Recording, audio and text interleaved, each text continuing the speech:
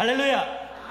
할렐루야! 네, 오늘 이 아침에 사랑과 순종의 능력이라는 제목으로 우리 성도님들과 함께 하나님의 말씀을 상고하고자 합니다. 열왕기하 5장은 저희가 잘 알고 있는 아람 군대 장관인 나아만 장관이 나오는 얘기입니다. 나아만 장관이 어떤 사람이라고 성경이 얘기하고 있죠? 엄청난 용사예요. 우선 왕에게 인정받은 장관입니다. 그리고 하나님이 은혜를 주셔서 나라를 구할 수 있는, 국가를 구할 수 있는, 아람 땅을 구할 수 있는 그 기회도 있었어요. 모든 사람들이 존경하는 그런 사람이에요. 그런데 큰 용사라고 하죠. 그런데 마지막에 그 1절을 소개하면서 안타까운 설명이 들어갑니다. 무엇이지요? 문둥병, 나병 환자입니다. 이 당시에 문둥병은, 나병 환자라는 이 환자는 사랑하는 사람들과 함께 있을 수 없는 사람이었어요. 불치병이었기 때문에, 고칠 수 없는 병이기 때문에 떨어져서 소외돼서 살아야 되는 사람이었어요. 그러니 왕이 얼마나 근심이 많았겠어요. 자기 나라를, 전쟁, 군대를 잘 이끌어주는 장관인데 잘못하면은 이제 쫓겨나게 생겼어요. 그리고 이 나아만 장군도 얼마나 속이 탔겠어요. 할 일이 많은데 열심히 해서 장관의 자리까지 왔는데 이 병 때문에 그 자리에서 내려와야만 하는 나병 환자였습니다. 그리고 심히 고통받고 있을 때 엘리사를 만납니다. 그 위대한 선지자 엘리사. 그리고 밀당이 조금 있었습니다. 네, 밀당이 조금 있었지만 결국엔 순종하는, 엘리사의 말에 순종해서 나병 환자로서 더 이상은 문둥병에서 치료받는, 고침받는, 이게 오늘 그 열왕기하 5장의 줄거리입니다. 좋은 아주 해피 엔딩으로 끝나죠. 그런데 거기에 조금 더해집니다. 나아만 장관은 아주 큰 선물을 받습니다. 하나님을 알게 되는, 그리고 하나님을 믿게 되는 그런 큰 선물을 받고 돌아가게 됩니다. 죄송합니다. 오늘 본문을 통해서 우리 뉴게이트 연합감리교회에게 주신 하나님의 메시지를 두 가지로 정리해봤습니다. 말씀을 묵상하고, 말씀을 정하고, 준비하고, 공부하고, 묵상하면서 하나님이 저에게 그런 메시지를 두 가지를 주셨어요. 이 두 가지가 우리 교회에게, 또 우리 개개인에게 주시는 말씀이라고 저는 확신합니다. 귀 있는 자는 성령 하나님이 교회에게 하시는 말씀을 들을지어다 라고 요한계시록은 말하고 있습니다. 저희 모두가 성령 하나님의 조명하신 가운데 하나님이 저에게 주시는 메시지를 듣고 깨닫는 복된 시간이 되시길 소망합니다. 첫 번째 하나님이 우리에게 주시는 메시지는요, 이 아침에 주시는 메시지는 이웃을 사랑해야 한다입니다. 믿으십니까? 아멘 하신 분들만 복 받으시기 바랍니다.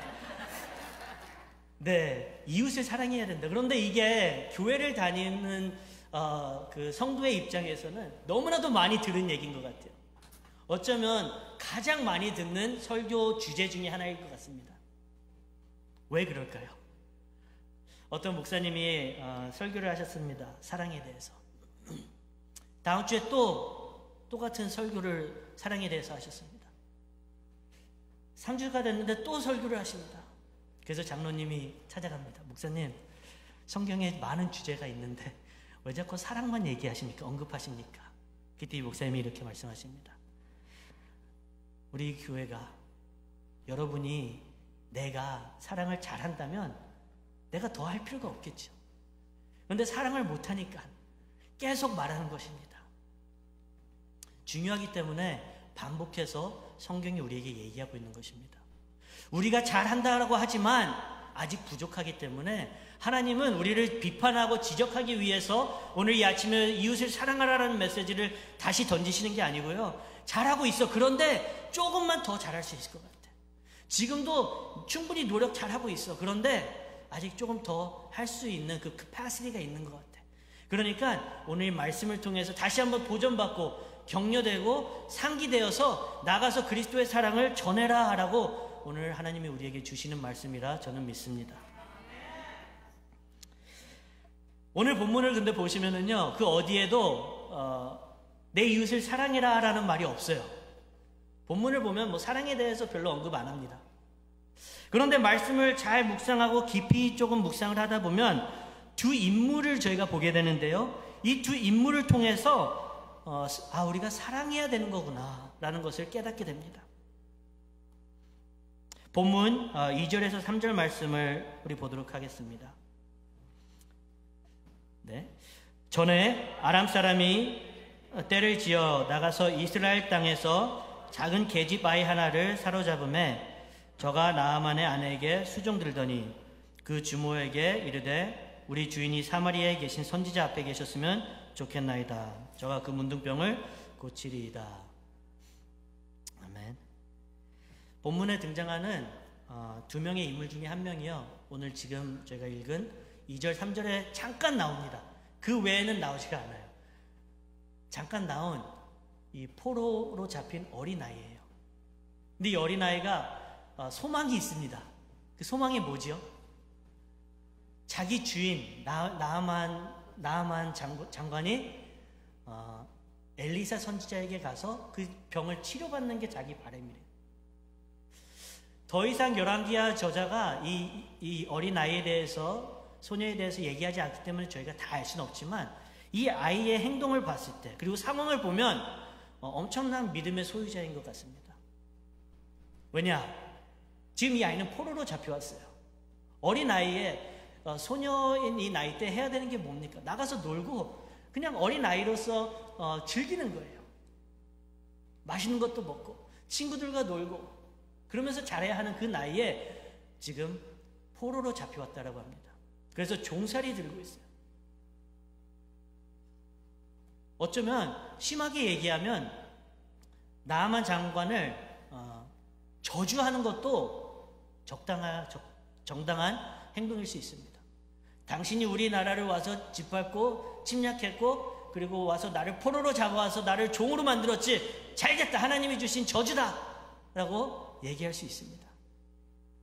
그런데 이 소녀는 그렇지 않아요. 선택한 것이에요. 그렇게 할 수 있었지만 주인을 긍휼히 여기고 불쌍히 여기고 하나님이 보시는 그 눈으로 바라보면서 사랑을 베풀었다는 것이죠. 사랑을 베풀 수 없는 환경에서, 상황에서 사랑을 베푼 용기가 있는 그런 주인공입니다. 하나님이 이런 사랑을 우리에게 요구하십니다. 내 이웃을 사랑하라. 주님 말씀하셨죠. 내 이웃을 사랑하라. 그리고 마태복음 5장 44절 말씀에 보면은요, 또 이렇게 얘기해요. 이웃을 넘어서 내 원수를 사랑해라. 그리고 너를 핍박하는 자를 위해서 뭘 하라고 하죠? 기도해라. 이게 도대체 이게 예수님이 지금 상황 파악을 못 하시는 건가? 예수님이 세상 돌아가는 거를 2000년 전에 오셔서 잘 모르시나? 네, 아닙니다. 그게 예수님이 보여주신 사랑이고, 그게 그리스도인으로서 우리가 받은 사랑이자 우리가 베풀어야 하는 사랑인 것입니다. 이웃을 사랑하는 것은 쉽지만 원수를 사랑하는 것은 쉽지 않습니다. 나를 핍박하는 자를 위해서 기도하라는 것은 더 쉽지 않습니다. 제가 중학교 때 한 친구가 자꾸 제가 방구를 꼈다고 약 올리는 겁니다. 방구 안 꼈는데. 그런데 그 나이 때는 민감하잖아요.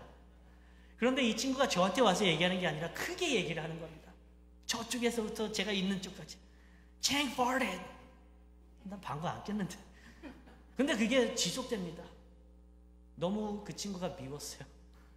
그 친구를 위해서 기도하라라는, 누가 이런 얘기를 했다면 저는 아마 박차고 나갔을 겁니다. 벅차고 나갔을 겁니다. 그런데 그런 상황에서도 하나님은 우리에게 주시는 명령이 무엇입니까? 사랑하고 그들을 위해서 기도하라는 것이에요. 또 다른 인물이 등장을 하는데요, 우리에게 사랑하라라는 이 메시지를 주는 인물이 등장하는데요. 엘리사입니다. 엘리사 또한 나아만의 불치병이 하나님의 심판이라고 생각하여 모른 척할 수도 있었어요. 그리고 그런데 그 반대로 행동하는 엘리사를 우리가 발견하게 됩니다. 심지어는 이스라엘 왕에게 먼저 가요. 이스라엘 왕이 옷을 찢으며 막 고통스러워한다라는 얘기를 듣고 먼저 갑니다. 그리고 자기에게 나아만을 보내라고 그 왕에게 구합니다. 모른 척하고 뒷선에 있어도 되는데 앞서서 나가서 자기의 갈 길을 나가서 사랑을 베풀었다라는 거예요. 너무나도 큰 사랑 아닙니까? 그런데 엘리사가 어떻게 엘리사의 머릿속에는 어떤 생각들이 스쳐 지나가고 어떤 사고방식을 가졌기에 이런 행동을 했을까? 오늘 말씀 8절 말씀 한번 보도록 하겠습니다. 네, 8절 말씀입니다. 하나님의 사람 엘리사가 이스라엘 왕이 자기의 옷을 찢었다 함을 듣고 왕에게 보내 이르되 왕이 어찌하여 옷을 찢었나이까? 그 사람을 내게로 오게 하소서. 그가 이스라엘 중에 선지자가 있는 줄을 알리이다 하니라. 아멘. 무엇일까요? 하나님이 이스라엘에 있는 것을 나아만과 이 아람 왕이 인식을 하고 있었다는 것을 인지하고 있었던 거예요. 그래서 자기의 행동에 따라서 하나님이 높여질 수도 있고 하나님께 영광이 될 수도 있고 아니면 하나님을 땅으로 내리는 행위가 될 수도 있다는 것을 엘리사가 알고 있었던 거예요. 왜냐? 엘리사는 큰 위대한 선지자인 만큼 하나님의 생각이 어디에 있나? 하나님의 마음이 어디에 있나? 하나님의 눈이, 하나님의 시선이, 하나님의 시야가, 하나님의 계획이 어디에 있나를 먼저 헤아리고 생각했던 사람이기 때문입니다. 그리고 자기가 이해가 안 돼도, 그리고 불만이 있어도, 불이익이 와도 하나님의 영광을 가리지 않겠다라는 그런 사고방식을 갖고 산 사람이기 때문에 하나님께 영광 돌리는 쪽을 선택했다라는 것이죠. 어디까지나 저의 생각입니다. 그런데 엘리사의 행동을 보면 참 그런 것들을 우리가 본받을 수 있는 것 같습니다. 아람 땅은 이웃을 넘어 원수에 가까운 국가이지만 엘리사는 나아만 장군을 통해 일하실 하나님을 기대하며 하나님이 일하실 수 있도록 통로를 만든 것입니다. 모두 잘 아시겠지만 원수를 사랑한다는 것은 절대 쉬운 일이 아닙니다. 심지어는 우리 이웃을 사랑하는 것도 쉽지 않죠. 혹시 여기 부부가 계시면 옆에 분을 한번 보십시오. 배우자를 한번 보시고 사랑하는 게 쉽습니까? 아이고 원수야 하는 게 더 쉽습니까? 네. 심지어는 우리 혈육인 자녀를 사랑하는 것도 때로는 도전적이지 않습니까? 쉽지 않은 일입니다. 그런데 하나님께서 우리에게 이렇게 말씀하실 때는요, 우리가 할 수 있기 때문입니다. 불가능한 일이 아닙니다. 원수를 사랑하라 하셨을 때는 우리가 충분히 할 수 있는 일입니다. 그런데 필요한 것은 하나님의 말씀으로 우리가 무장되어야 합니다. 그리고요, 우리가 성령 하나님의 도움을 구하면서 선택해야 돼요. 사랑하기로 선택해야 돼요.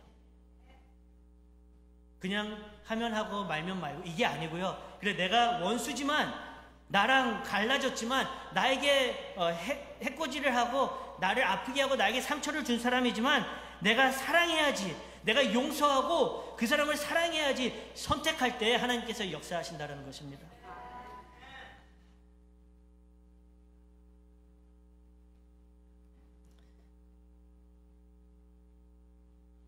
예수님의 사랑으로 진정한 사랑을 베푸시고 그 사랑을 베푸심으로써 놀라운 하나님의 역사를 체험하는 저와 여기 계신 모든 성도님들 되시길 주님의 이름으로 축원합니다.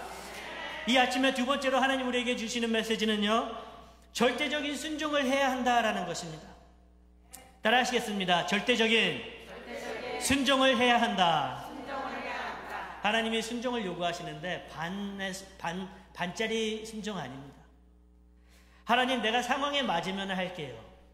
하나님, 환경이 조금 가능하면 할게요. 여유가 있으면 하나님 할게요. 내 비유에, 내 감정에 맞춰서 할게요 하는 이런 조건적인 순종이 아닙니다.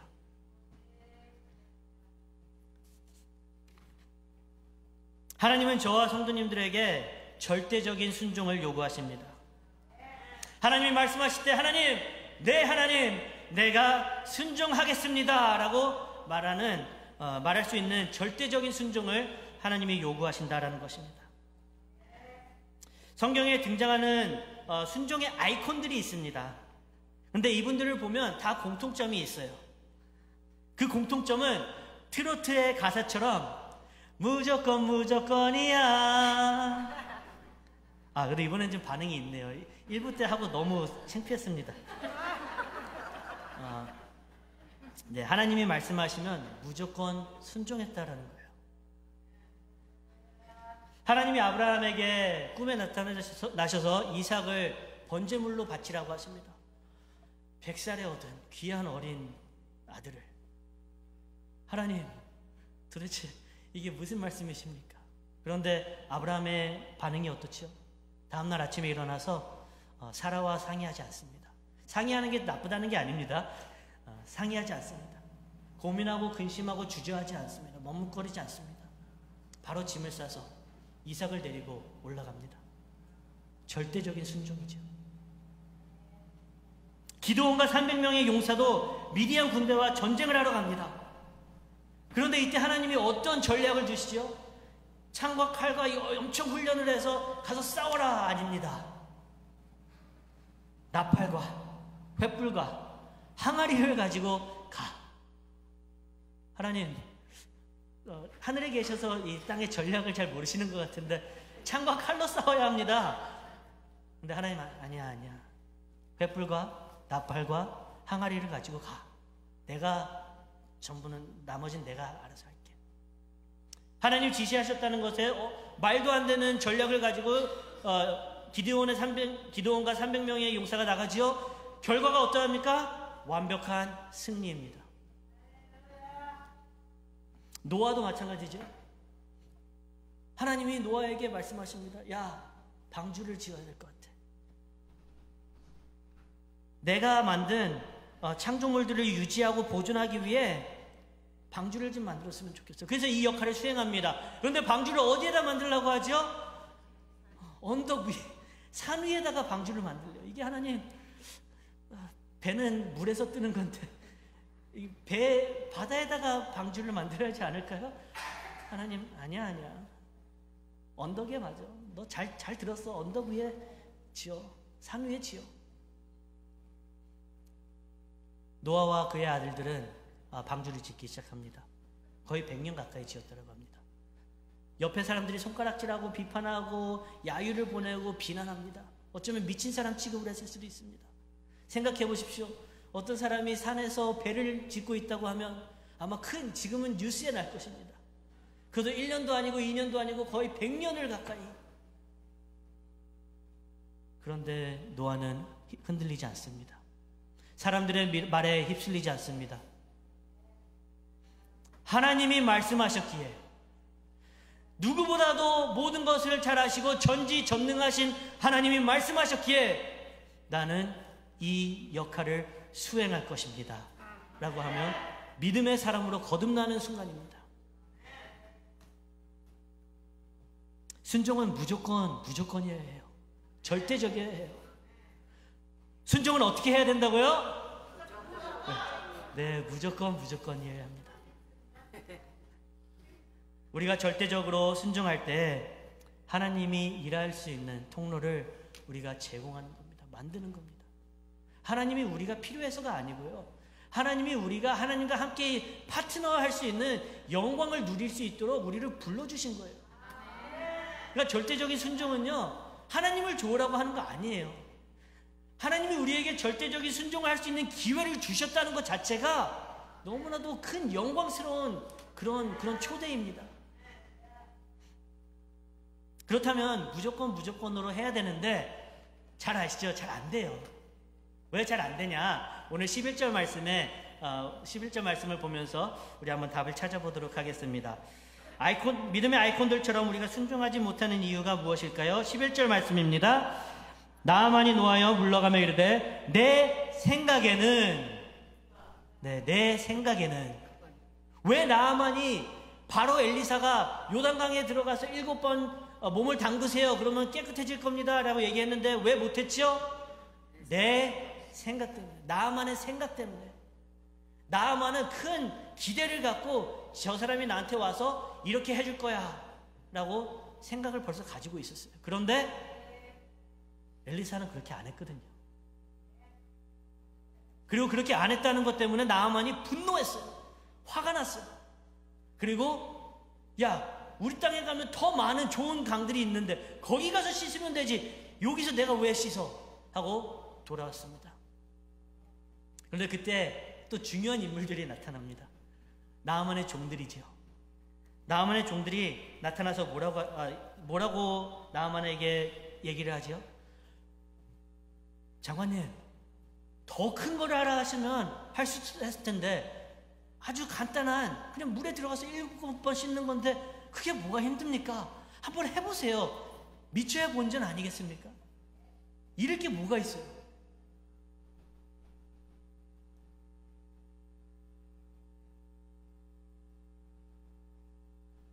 나아만이 참 그래도 괜찮은 사람인 것 같아요. 왜냐하면 자기의 자아를 내려놓습니다. 자기의 생각을 내려놓습니다. 그리고 사람들의 귀에 귀를 기울입니다. 얘기를 들읍니다. 그리고 엘리사의 그 지시에 따라 순종합니다.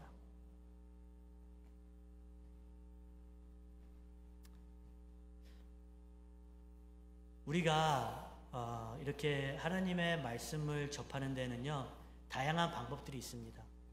하나님은 아주 많은 방법으로 우리에게 말씀하세요. 신학적인 용어로 특별계시, 자연계시라는 이제 용어들이 있는데요. 자연계시는 하나님이 창조하신 만물들을 통해서 하나님을 알리시고 우리에게 말씀하시는 겁니다. 그리고 특별계시는 성경, 또 우리의 꿈을 통해서, 환상을 통해서, 예수님을 통해서, 그리고 우리가 하나님과 교류를 통해서 우리에게 주시는 메시지를 특별계시라고 합니다. 그런데 여기서 중요한 것은요, 우리가 깨어서 영적으로 깨어있을 때 이런 것들이 가능하다라는 것이에요. 그래서 우리가 영적으로 깨어있을 때 산을 보잖아요. 그럼 어떠한 감탄사가 나오죠? 와, 우리 하나님 아티스틱하시다. 우리 하나님 멋지다. 그런데 영적으로 깨어있지 않으면 어떻게 나오죠? 그냥 아름답다. 그냥 아름답구나. 특별계시도 똑같아요. 성경을 읽고 기도를 하고 말씀을 묵상하는 가운데도 영적으로 깨어있는 사람은 마음이 벅차요. 왜냐? 하나님이 끊임없이 말씀하시거든요. 그런데 영적으로 깨어있지 못하면 그 얘기가 다 그냥 지나가요. 하나도 마음으로 안 와요. 하나도 들을 수가 없어요. 그래서 영적으로 깨어있는 게 중요한데, 이것을 사도 바울은 영의 사람이라고 얘기합니다. 육의 사람을 지배할 수 있는 영의 사람이 우리 안에 더 강하게 더 커져야 한다는 것이죠. 그럴 때 우리는 하나님의 생각을, 하나님의 뜻을 먼저 헤아리고 구할 수 있게 되는 것입니다.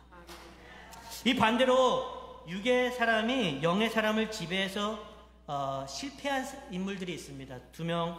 대표적으로 2명만 얘기할 텐데요. 마태복음 19장에 등장하는 부자 청년이 있었죠. 지금 교회 생활하는 이 청년의 모습을 보면 교회로 따진다면 아주 믿음이 좋은 청년입니다. 계명을 다 지켰어요. 그런데 예수님이 한 가지 얘기합니다. 그래, 잘했어. 그런데 그러면 너의 모든 소유를 팔아서 가난한 자들에게 주고 그때 나를 와서 따라. 그러면 천국이 너의 것이 되는 거야. 그러자 이 청년이 근심합니다. 절대적인 순종은 어떤 것이죠? 가서 팔고 가난한 자에게 주고 예수님을 따르는 것이에요. 그런데 이 청년이 근심하고 그냥 돌아갑니다. 실패한 거죠. 어쩌면 얼핏하면 오늘 나아만 장군도 오늘 말씀에 실패자로 이렇게 기록되었을 수도 있습니다. 그런데 귀를 기울이고 순종할 때에 이는 믿음의 사람으로 그리고 큰 선물을 얻고 돌아가는 그러한 그 주인공으로 오늘 성경에 기록되어 있습니다. 성도님들, 오늘 어떤 방법으로 하나님이 성도님들에게 말씀하고 계신가요? 누구와 어떤 상황과 환경을 통해 하나님이 말씀하시나요? 하나님이 잠들어 있는 어린아이 사무엘을 부르셨을 때 하나님 내가 여기 있사오니 말씀하시옵소서 반응한 것처럼 저와 성도님도 영적으로 깨어서 하나님이 말씀하시고 부르실 때에 하나님 보시기에 아름다운 모습으로 반응하며 순종의 자리까지 나가시길 주님의 이름으로 축원합니다. 사랑하는 유교의 티어낙감 유교의 성도님들, 결론을 맺겠습니다. 오늘 말씀을 통해 각자 개개인과 또 우리 교회에게 주시는 하나님의 메시지는 두 가지입니다. 먼저는요, 이웃을 사랑해라입니다. 원수를 사랑하는, 심지어는 원수까지 사랑할 수 있는 그런 우리 교회가 되어야 할 것입니다. 우리에게 상처 주는 사람들이 있습니다. 우리를 힘들게 하는 사람들이 있습니다. 우리의 앞길을 가로막는 원수들이 있습니다. 그런데 하나님은 거기에 시선을, 거기에 너의 attention을, 포커스를 거기에 두지 말고 나한테 둬라고 말씀하세요. 그것들 보지 말고, 그런 상황들 보지 말고 나한테 집중해. 그러면 내가 사랑할 수 있게 도와줄게. 혹시 성도님들 가운데 남을 배려해야 되는, 남을 긍휼히 여겨야 되는, 지금 생각나게 하시는 사람들이 있습니까? 아마 생각나는 게 있다면 아마 성령 하나님께서 우리 성도님들의 마음 가운데 역사하시는 것입니다. 예배를 떠나서 죽지 않은 믿음은요, 말씀을 듣고 그 말씀을 행하는 거예요. 혹시 하나님께서 아무개를 마음에 주셨다면은요, 예배를 떠나면서 연락을 하십시오. 시간을 만들어서 만나십시오. 그리고 용서하세요. 그리고 용서를 구하세요. 그리고 사랑을 베푸세요. 그렇게 할 때 살아계신 하나님의 전능하심을 체험할 수 있을 것입니다. 두 번째로는 절대적인 순종이에요. 하나님이 요구하시는 것은 절대적인 순종이에요. 말이 안 되고 이해가 안 되고 나에게 불이익이 온다 할지라도 내 생각 내려놓고, 내가 불이익 당한다면 하나님 앞에 섰을 때 그래도 내가 칭찬받지 않을까라는 굳센 믿음과 희망을 가지고 절대적인 순종으로 나가세요.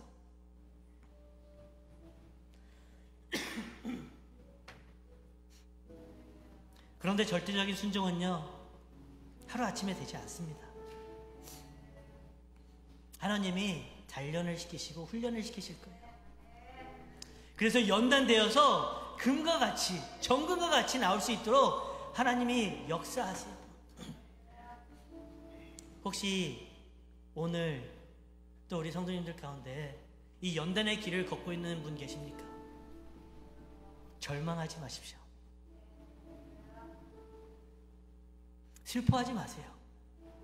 지금은 아무것도 보이지 않지만, 지금은 아무것도 없는 것 같지만, 아무런 변화가 없는 것 같지만, 앞으로 가는 것 같지 않고 뒤로 가는 것 같지만, 하나님께서 말씀하셨기에 순종하며 나갈 때에 하나님의 능력을 체험하게 될 수 있을 것입니다. 나아만 장군의 그 상황을 좀 저희가 생각해 보면 좋겠어요. 7번 담그는 그 순간까지 무슨 생각이 들었을까? 1번 담궜는데 아무런 변화가 없어요. 2번, 3번, 4번, 5번, 이제 6번까지 갔는데 왜 내 병이 고쳐지지 않을까? 그런 의심을 가질 수도 있어요. 그러나 하나님이 엘리사를 통해서 말씀하셨죠. 7번 담그면 너의 피부가 어린아이와 같이 깨끗해질 거야. 7번째 담굽니다. 나왔을 때 피부를 보니 하나님께서 일하셨습니다. 아멘. 하나님께서 고쳐주셨습니다. 아멘. 그 하나님이 오늘 우리와 함께 하시면서 우리에게 말씀하십니다. 사랑하는 아무개야, 사랑하는 창이나, 사랑하는 누기 디어나 감리교회야, 사랑하고 절대적인 순종할 때 내가 일할 것이야. 나의 역사함이 너희가 체험하게 될 것이야. 이 길이 예수님이 저희를 구원하시기 위해 가신 길입니다. 이웃과 원수를 사랑하심을 예수님이 십자가에서 보여주셨죠. 모든 인류를 위해 고통과 순환을 당하심으로 사랑 중에 가장 큰 사랑이라고 성경은 얘기합니다. 어떤 사랑이죠? 친구를 위해 죽을 수 있는 사랑. 그 사랑을 예수님이 보여주셨어요. 그냥 하라고 지시만 하지 않으시고 직접 하셨다라는 거예요. 그리고 피하고 싶으셨지만 하나님, 아버지여, 이 잔을 나에게서 걷어가 주세요 라고 피하고 싶으신 마음이 있었지만 피하지 않으셨어요.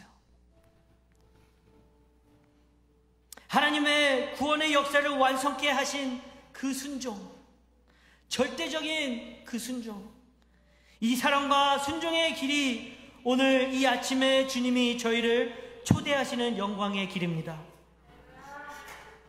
그러나 이 길은 우리의 힘과 능으로는 감당하기가 너무 힘들어요. 갈 수 있지만 자빠지고 쓰러집니다. 가다가 지쳐서 금방 돌아가려고 할 것입니다. 그러나 스가랴 4장 말씀에 이렇게 얘기하세요. 우리의 힘과 능이 아닌 하나님의 신으로 가능케 하는 것은 성령 하나님의 역사하심과 도움입니다. 사랑과 순종의 진정한 능력을 체험하고 살아 역사하시고 모든 것을 주관하시는 전능하신 하나님의 능력을 체험할 수 있는 그 영광의 길, 주님의 초대에 응하시겠습니까? 주님께서 물으실 때에 굳센 믿음 가지고 아멘으로 화답하시는 저와 성도님들 되시길 주님의 이름으로 축원합니다.